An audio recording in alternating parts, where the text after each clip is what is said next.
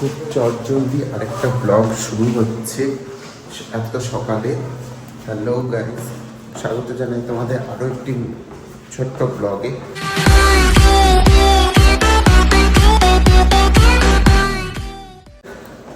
না, খুব ছোট হবে বলে আমারও মনে হচ্ছে না। এখন বেরোচ্ছি তাড়াহুড়ো করে আমরা আজকে আবার কৃষ্ণনগর। চলো লাগেজ বেঁধে নিই। সবাই মোটামুটি ওয়েট করছে আমাদের জন্য। সবাই মোটামুটি এখন তৈরি হচ্ছে, এখন সবাই লাগেজ বাঁধছে। তাড়াহুড়োতে সবাই এখন বেরোচ্ছে, কারণ যে টাইম দেওয়া ছিল সেই টাইম অনেকটাই এখন পার করে বেশি হয়ে গেছে।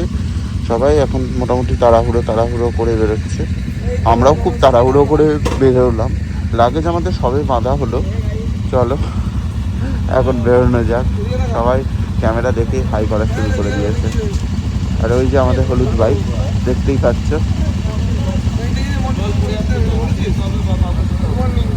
গুড মর্নিং সবাইকে জানাই সুপ্রভাত বা গুড মর্নিং বললো বলে মনে পড়লো।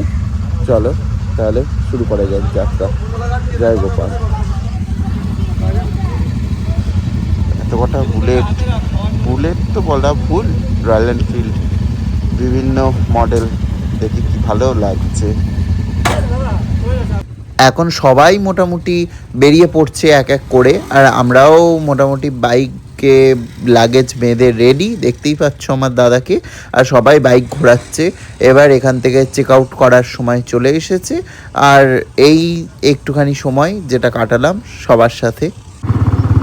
এটা হলো মন্দারমণির সকাল বেলা, সূর্য ওখানে সবে মাত্র উঠছে, কি ভালো লাগছে। আর তার সাথে প্রচণ্ড ঠান্ডা এখানে, সেই ঠান্ডাটা খুব অনুভব হচ্ছে প্রতিনিয়ত। টাটা, আবার কোনো একদিন কোনো এক সময় দেখা হবে। Resort, bye bye.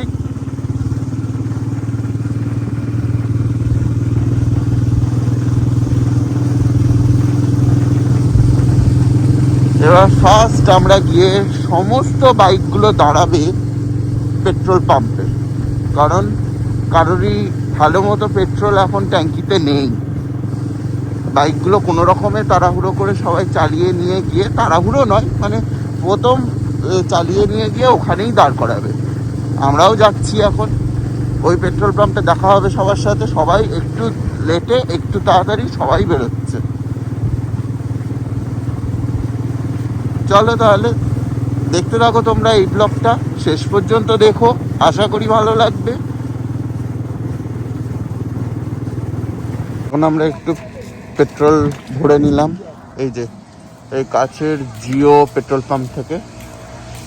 এটাই আপাতত, গাড়ির খাবার তো লাগবেই না এত যখন জার্নি করব বা ট্রাভেল করব। ফুল হলো ট্যাঙ্কি হয়েছে। চ তাহলে বেরোনো যাক। এখন আমরা একটু অপেক্ষা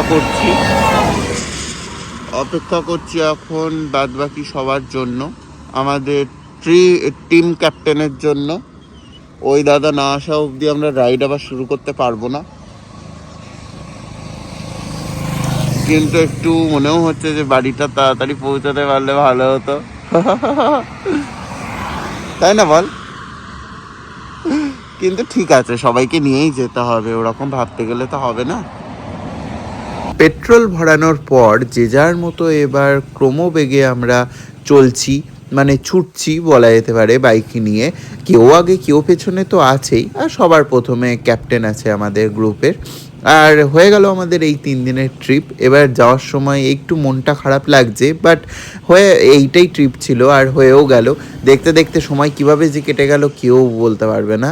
আর যারা এই ট্রিপটা করেছে তাদেরও সবার সাথে কথা হলো, কেমন একটা সবারই লাগছে। এখন আমরা দাঁড়ালাম এত বাস। এখন আমরা এখানে একটু টি ব্রেক নিচ্ছি। এরপর এখান থেকে চা খেয়ে যার যেটা প্রবলেম সেটা কমপ্লিট করে এখান থেকে বেরিয়ে পড়বো। সমস্ত বাইকগুলো এখানে দাঁড়িয়ে আছে, সবাই এখানে কথা বলছে যে আজকের ওয়েদার কেমন। আর ঠান্ডাটা প্রচুর, মানে বাইকে লাগছে, বিশেষ করে রাইড যারা করে তারা বুঝতেই পারছো। যাই হোক, এই যে আমাদের ক্যাপ্টেন বা ক্রুর বাইক, এটা আমাদের আর পরপর সবারই কম বেশি এখানে রাখা। আর এইখানে সবাই গ্যাদার হয়েছে, গল্প টল্প করছে, ভালো লাগছে বেশ। অনেকক্ষণ বেশ কিছুটা আসার পর আমরা এখানে ব্রেক নিয়েছি। আবার এখান থেকে সোজা গিয়ে আমরা, খুব যদি ভুল না হই, কোলাঘাটে আমরা একটা ব্রেক নেব। যতদূর দাদা বলল, ওই মাঝখানে দাঁড়িয়ে আছে আমাদের ক্যাপ্টেন ক্রু, বারবার একবার ক্যামেরার দিকে তাকাচ্ছে, একবার তাকাচ্ছেও না।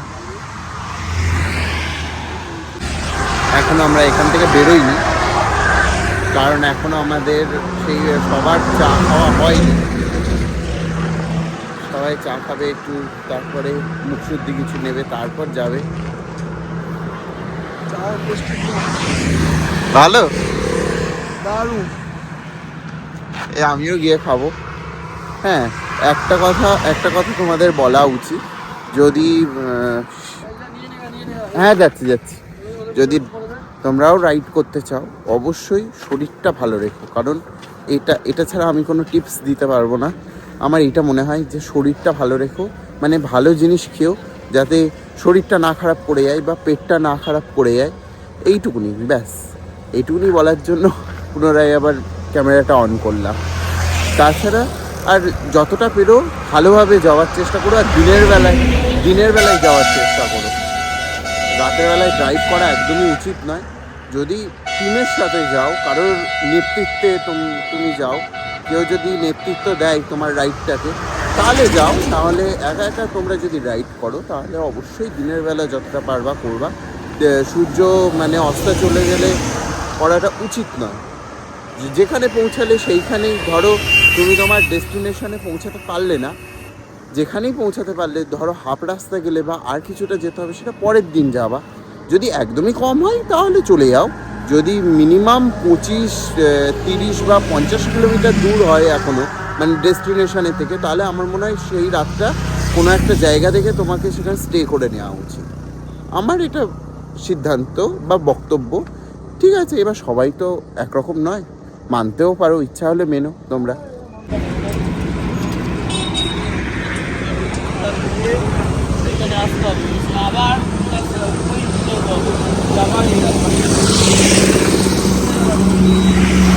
চলো, পৌঁছে গেছি আমরা কোলাঘাট, যেখানে এর আগের বার দাঁড়িয়েছিলাম, আগের দিন, যাওয়ার দিন, সেখানেই আবার আজকেও দাঁড়িয়েছি। শুধু রাস্তার এপিট আর ওপিট, এইটুকু পার্থক্য।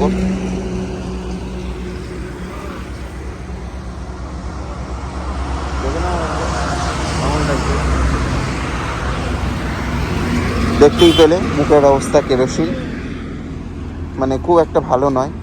আর এই রাস্তাটা কি যে ভালো লাগে। আমরা ওই রাস্তায় আর উঠলাম না, এই রাস্তা দিয়েই যাচ্ছি। আর এই যে আমাদের বাদবাকি লোকজনও চলে এসেছে।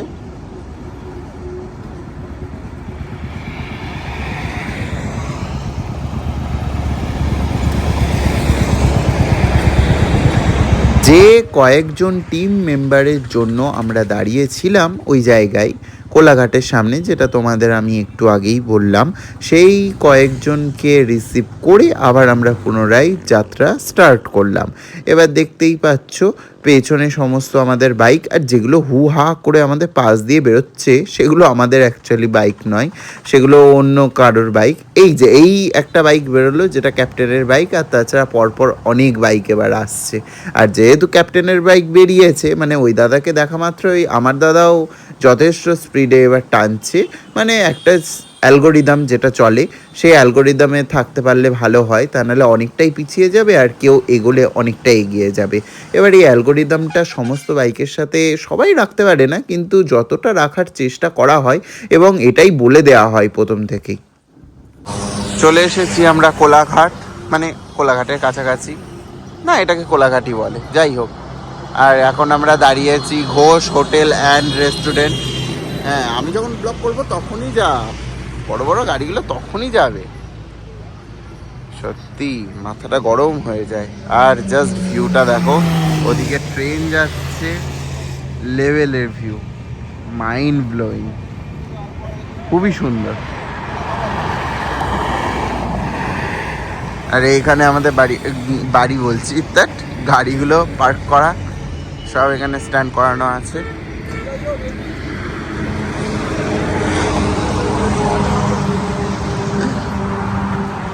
চলো দেখি কি খাওয়া যায়, কি অর্ডার করা হয়েছে আমাদের জন্য। আমাদের কাপ্তান কি অর্ডার করেছে দেখি।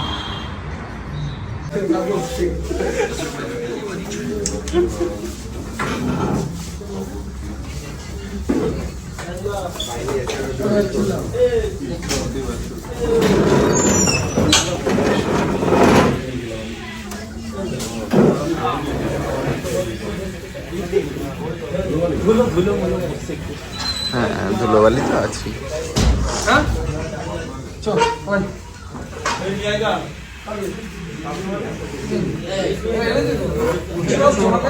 সবার জন্য এখানে টিফিন অ্যারেঞ্জ করা হলো এবং যখন আসলো তখনই আমি দেখতে পেলাম এখানে সবার জন্য লুচি বা কচুরি বলতে পারো, বা কড়াইশুঁটির কচুরি বললে আরও ভালো হয়।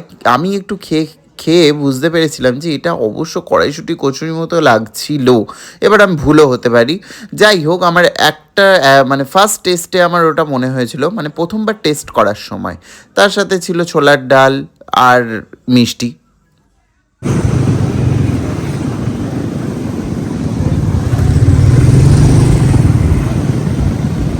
এখন আমরা প্রায় দক্ষিণেশ্বরের কাছাকাছি চলে এসেছি, মানে অ্যাকচুয়ালি কলকাতা বললে আরও ভালো হয়, যে কলকাতায় আমরা ঢুকে পড়েছি।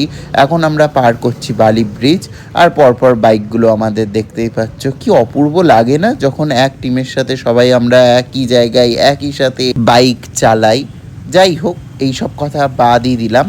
দেখতেই পাচ্ছ, হালকা করে তোমাদের দেখিয়ে দিই দক্ষিণেশ্বরের মন্দির। অবশ্য তোমরা কম বেশি সবাই জানো এখানে দক্ষিণেশ্বরের মন্দির, আর কলকাতাবাসীর জন্য এটা এমন কিছু নতুন নয়, এটা খুবই পুরনো একটি জায়গা।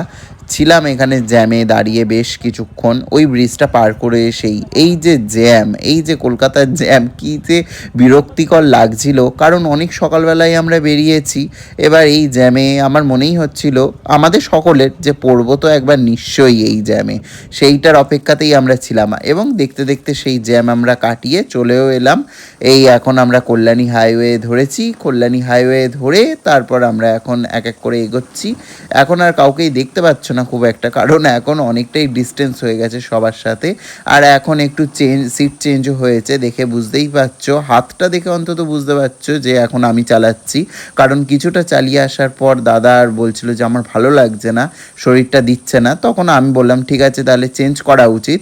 একজনের ওপর অত প্রেশার না দিয়ে যদি দুজন মিলে চালানো যায় তাহলে তো যে কোনো রাইডেই গিয়ে খুব শান্তি হয় না।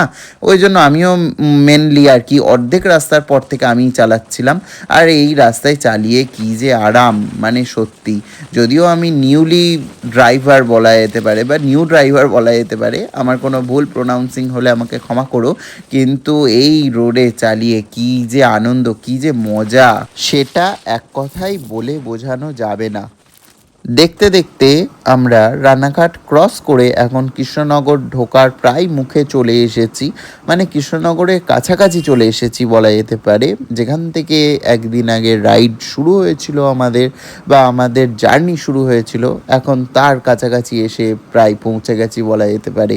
আর মানে একটা আনন্দও আছে এখন, মানে মনে হচ্ছে যে বাড়ি গিয়ে একটু শুতে পারলেই বাঁচি, মানে ফ্রেশ হয়ে। অবভিয়াসলি ফ্রেশ না হয়ে এত ধুলোবালি ঘেটে গিয়ে কেই বা শোয়। এখন প্রায় 3:30, মানে দুপুর 3:30 এবং বিকেল 4টে। হ্যাঁ, সেটা তো আর দুপুর হয় না অবভিয়াসলি। এই মাঝামাঝি টাইমটাই হবে যখন আমরা কৃষ্ণনগরে ঢুকে পড়েছি এবং আমাদের বাড়ির কাছাকাছি প্রায় পৌঁছেই গেছি।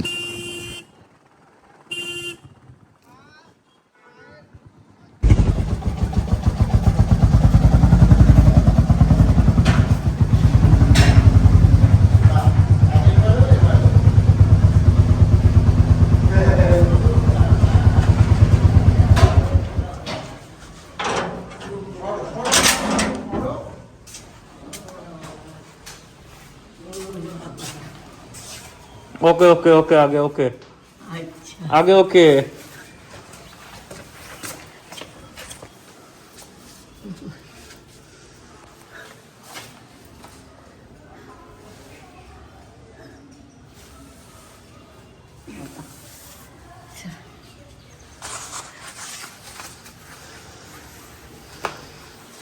চলো এই ব্লগটা এখানেই শেষ করছি। আর এনার্জি এক ফোঁটা নেই। উফ, ব্লগটা ভালো লাগলে লাইক কমেন্ট শেয়ার সাবস্ক্রাইব করে দিও। দেখা হচ্ছে নতুন একটি ব্লগে। টাটা।